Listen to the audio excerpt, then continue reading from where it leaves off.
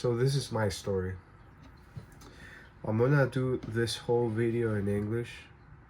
It is a challenge for me. Um, as you can notice, as you could notice, this is not my first language. I learned English because of the will. The will to just learn something new. To be honest with you, I didn't want to go to university. I didn't want to go to college. I was good. I passed the exams, so I got into a public university, which here in Costa Rica, that's like those are the best universities. And but I didn't want to study anything, so I got it. I got it into English.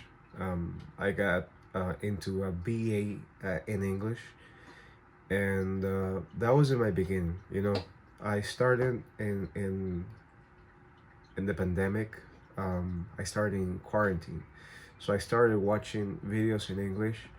Unfortunately, some David Dobrik videos. They were funny, but after that, I didn't like it a lot.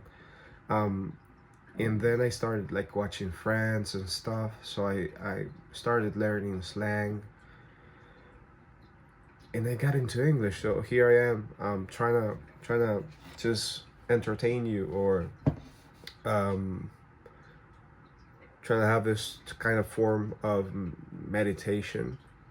Me speaking to the camera, and I hope it makes sense. I really hope it makes sense. And I wish you enjoy this video. So getting now into kind of my story. Many people ask me here in Costa Rica, well, how was it back there? How was it back there in Venezuela? I am from Venezuela, so I came here around 7 to 8 years ago, 6, 7, and it was difficult. I didn't have it easy. I didn't have it as hard as many people had it. So I did live horrible things. I did go through hunger sometimes, not so much, fortunately. Um, but it was tough. Many people ask me as well. How did you deal with those horrible things that happened in there? And you know what terrifies me a lot is that it's way worse to digest the fact that of the fact that I didn't live the horrible things that I know many people lived. It terrifies me to think about it. Many people went through more horrible things. I met my current best friend here in Costa Rica. He is also from Venezuela, and he got shot. He got shot in the back. It was something called perdigones, like little balls. Fortunately, it wasn't a bullet, because if it was a bullet, he probably would have been dead.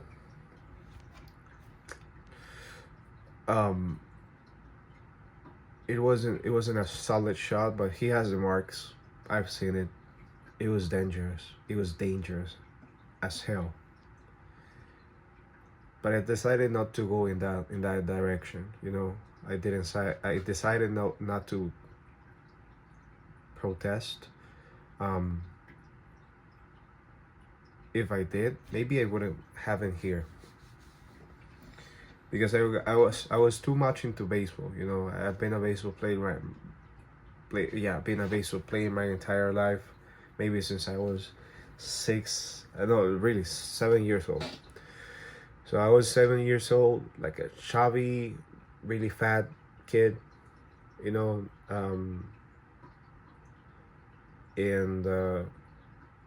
it taught me discipline. It taught me hard work. It built almost bulletproof knees. I've gotten up in weight like maybe 20 kilograms, and my knees are still kind of healthy, even though of like that much gain weight when it wasn't planned. So I just got fatter, but yeah, my knees are healthy, fortunately. But I ended up here, and I've been so fortunate to meet so many great people that helped me, have helped me, that's helping me right now. I fortunately, I am grateful to say that I got into a great job that I'm proud of being like in such organization. Even though not everything is color de rosas, is great as it seems, but it's just great. I'm proud of being there, and my teammates, my colleagues, they are just great. They take care of me, and I feel so appreciated, so welcomed, and that's a blessing, to feel welcomed. Um, for some reason, I've been blessed uh, in the fact that many people have helped me since I got here. Like the first 2 weeks of high school, when I finished high school in here, someone gifted me a phone, a friend, and I didn't expect it. Well, he was new to me. I didn't know him. He didn't know me, but he noticed that I didn't have a phone. We didn't have any money. We were um, migrating into Costa Rica legally, fortunately, and he just gifted it to me. Why? Because he saw that I didn't have any phone, and he wanted to be kind, and he was kind.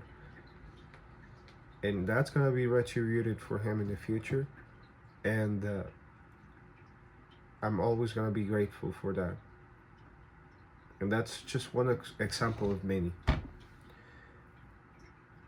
I'm just grateful to be here, and I'm grateful to be able to talk to you through this camera, and that I have the opportunity to be free and to say whatever I want to say.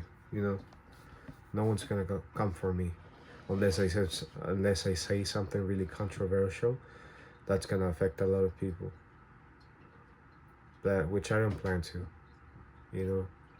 I want to use my voice for constructive things, something that really like actually improves the world, at least in a small piece or a small part of the world, to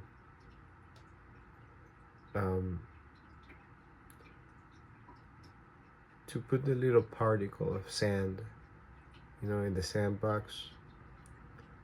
At least it's just a particle, and it's more than nothing. So I hope I do something that actually inspires people. To be able to tell my story, I would need to make a lot of videos, and that's what I plan to. So maybe I'll just sneak a couple of pieces of my story and just certain videos, and I hope you watch along and you enjoy. I feel better talking in English than in Spanish. In Spanish, I just want to be myself, and I'm being myself, but I'm being myself in English. It's just different. When you're bilingual, you are gonna notice and you're gonna know what I'm talking about. I thank you so much for listening. And if you enjoyed, just hit the like and subscribe button right there. I think, yeah, it's always right there. Thank you.